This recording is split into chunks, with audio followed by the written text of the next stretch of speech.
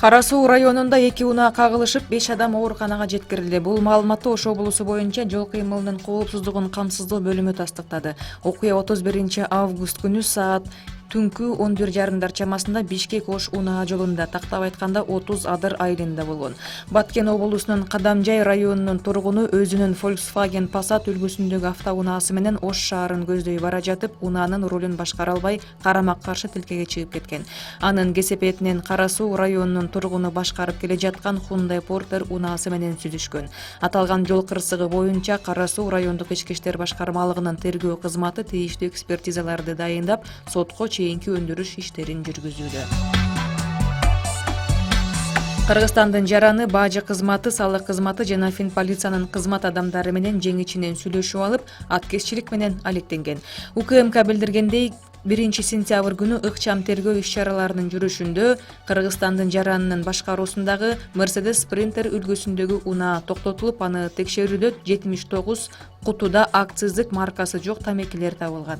Белгилүү болгондой, кутудагы тамекилер Кыргызстандын жаранына таандык болгон. Ал 2017 жылдан бери бажы кызматы, экономикалык кылмыштарга каршы күрөшүү мамлекеттик мекемеси, мамлекеттик салык кызматынын кызмат адамдары менен жең ичинен сүйлөшүп алып, чылымдарды жакынкы мамлекеттерге, алардын арасында Россия жана Казакстанга мыйзамсыз жолдор менен ташып жүргөндүгү маалыматта айтылды.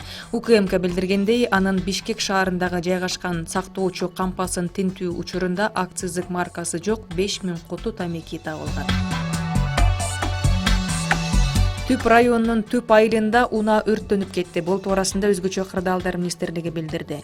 Кырсык айылдын Турусбеков көчөсүндө катталган. Анын кесепетинен Audi 100 үлгүсүндөгү унаа толугу менен күйгөн. Өрт электр зымдарынын кыска туташуусунан улам келип чыккан.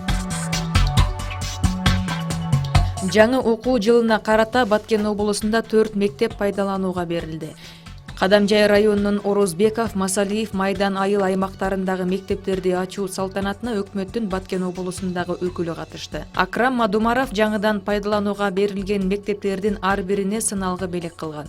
Ошондой эле мектептин алдыңкы мугалимдерине, мектептин курулушуна салым кошкон инсандарга сыйлык тапшырды. Пайдаланууга берилип жаткан Орозбеков айыл аймагындагы Охна гимназия мектебинин 225 орунду кошумча имаратынын курулушуна республикалык бюджеттен 59 миллион сомдон ашуун каражат жумшалып, спорт залы, ашканасы, бардык керек болгон шарттары менен жаңы имарат бүткөрүлгөн. Ислам өнүктүрүү фонду элетти таза суу менен камсыз кылуу долбооруна $20 миллион насыя берүүгө даяр. Парламенттин бюджет жана финансы боюнча комитети Кыргызстан менен Ислам өнүктүрүү банкынын ортосундагы Баткен жана Талас облустарын таза суу менен камсыз кылууну, санитарияны жакшыртуу долбоору боюнча насыялык макулдашууну ратификациялоо жөнүндө мыйзам долбоорунун концепциясын жактырды. Келишимге ылайык Ислам өнүктүрүү фонду 1% үстөгү менен 30 жылдык мөөнөткө $20 миллион насыя берет.